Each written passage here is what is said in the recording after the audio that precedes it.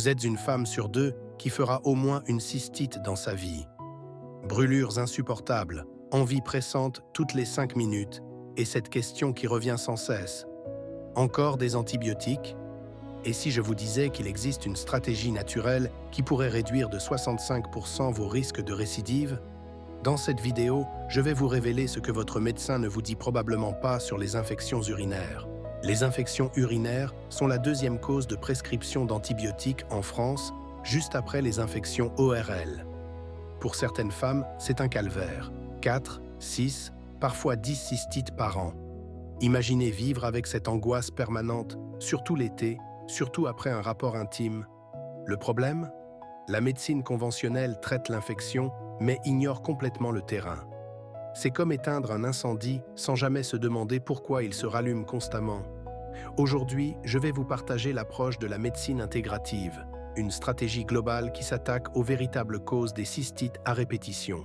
Commençons par une vérité anatomique simple. Chez la femme, l'urètre mesure à peine quelques centimètres. Chez l'homme, il traverse toute la verge, ce qui explique pourquoi 95% des cystites touchent les femmes. Cette proximité entre le vagin, l'urètre et l'anus crée un terrain parfait pour que les bactéries remontent. Dans 99% des cas, le coupable s'appelle Escherichia coli, un microbe qui vit naturellement dans votre intestin. Mais voici ce que personne ne vous explique. Ce n'est pas le microbe le vrai problème. Louis Pasteur lui-même l'a dit. Le microbe n'est rien, le terrain est tout. Vous pouvez avoir du colibacille sur vous en permanence sans jamais faire de cystite. La vraie question est, pourquoi votre terrain permet-il à ces bactéries de s'installer et de proliférer? Il existe deux grandes voies d'infection. Première voie, la remontée mécanique par l'urètre. Les rapports sexuels, les vêtements serrés portés trop longtemps, la déshydratation, tout cela favorise cette remontée. Seconde voie, et c'est celle qu'on ignore trop souvent, le passage direct depuis l'intestin. Quand votre muqueuse intestinale est trop perméable, les bactéries peuvent littéralement traverser et migrer vers la vessie toute proche. C'est ce qu'on appelle l'hyperperméabilité intestinale. Maintenant que vous comprenez le mécanisme, vous vous demandez sûrement « Mais qu'est-ce qui crée cette hyperperméabilité ?» C'est exactement ce que nous allons voir. Voici une information qui devrait révolutionner votre prise en charge. Votre flore intestinale joue un rôle majeur dans vos cystites. C'est un point crucial, et pourtant presque jamais pris en charge. Pourquoi? Parce qu'aucune étude n'a prouvé l'efficacité d'un seul probiotique sur les cystites. Mais c'est normal. On ne peut pas attendre d'une seule gélule de probiotique qu'elle règle un problème multifactoriel. Pensez-y, si vos cystites sont liées à une dysbiose intestinale, une inflammation chronique, une alimentation acidifiante et une hyperperméabilité, comment un seul produit pourrait-il tout résoudre? C'est comme vouloir repeindre une maison avec un seul pinceau sans jamais réparer les fissures. Les causes intestinales des cystites sont multiples. La constipation chronique favorise la stagnation des bactéries. Les diarrhées aiguës perturbent l'équilibre de la flore. Une alimentation trop riche en sucre, en produits laitiers ou en aliments acidifiants crée un terrain inflammatoire. Et cette inflammation intestinale se propage aux organes voisins, dont la vessie. Un exemple concret, Élodie, 35 ans, faisait 6 cystites par an. Après un bilan d'intolérances alimentaires, on découvre qu'elle est intolérante aux œufs et au laitage. En supprimant ces aliments et en rééquilibrant sa flore avec des probiotiques et de la glutamine pendant 6 mois, elle passe à une seule cystite par an. Une seule. Vous commencez à voir le tableau? Mais attendez, parce que ce n'est pas le seul facteur décisif. Il existe une liste d'aliments qu'on pourrait appeler les ennemis de votre vessie. Premier ennemi, le vinaigre.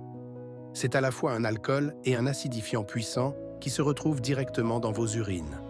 Deuxième ennemi, les tomates, surtout la sauce tomate et le ketchup. Troisième, les fruits acides comme l'orange. Quatrième, le café et le thé noir. Cinquième, les aliments épicés et piquants, car ces épices se retrouvent dans vos urines et irritent la muqueuse de la vessie. Sixième, l'alcool, particulièrement le vin blanc et les alcools forts. Septième, les sodas, véritables bombes d'acidité à cause du sucre et de l'acide phosphorique. Huitième, le pain blanc, trop sucré et acidifiant. Mais ce n'est pas tout. Certaines personnes ont des intolérances alimentaires spécifiques qu'on appelle allergies de type 3 ou hypersensibilité à IgG. Ces intolérances créent une inflammation digestive et une hyperperméabilité intestinale. Pour les cas difficiles, il est intéressant, voire important, de faire un bilan ImuPro. Ce test identifie précisément les aliments qui vous posent mes problèmes. Et les résultats peuvent être surprenants. Parfois, c'est le gluten, parfois les laitages, parfois des aliments qu'on ne soupçonnerait jamais. Maintenant, parlons des solutions concrètes. Parce que comprendre c'est bien, mais agir c'est mieux. Vous en avez forcément entendu parler, la canneberge ou cranberry. Mais attention, toutes les canneberges ne se valent pas. Il faut du Vaccinium macrocarpon, la canneberge d'Amérique, pas la canneberge d'Europe qui n'a pas les mêmes propriétés. Dans ce petit fruit rouge, ce sont les proanthocyanidines de type A ou PAC-A qui font tout le travail. Ces molécules empêchent les bactéries d'adhérer à la paroi de la vessie. Les études montrent qu'il faut au minimum 36 mg de PAC-A par jour pour observer une efficacité. L'Agence française du médicament a d'ailleurs accordé une allégation officielle à la canneberge pour la prévention des cystites. Mais voici le piège. Les jus de canneberge qu'on trouve en supermarché contiennent souvent seulement 25% de jus, le reste étant de l'eau et du sucre. Totalement inefficace. En médecine intégrative, il les recommande donc des gélules d'extrait de cranberry titrées en PAX-A. Attention, lisez bien les étiquettes. La canneberge, c'est bien. Mais ce n'est qu'une pièce du puzzle. Voici un traitement naturel dont les urologues eux-mêmes commencent à parler. Le démanose. C'est un sucre dérivé du glucose, mais qui n'est pas digéré par l'organisme. Quand vous en prenez par voie orale, il va directement dans votre vessie.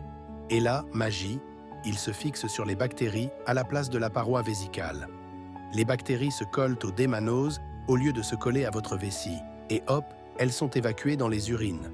Mieux encore, le démanose peut décrocher les bactéries déjà installées. Les études récentes montrent qu'une dose quotidienne de 2 grammes est aussi efficace qu'un antibiotique pour prévenir les récidives. Et contrairement aux antibiotiques, le démanose ne crée aucune résistance. Il est très bien toléré, sans effet secondaire, et peut même être associé à des antibiotiques si nécessaire.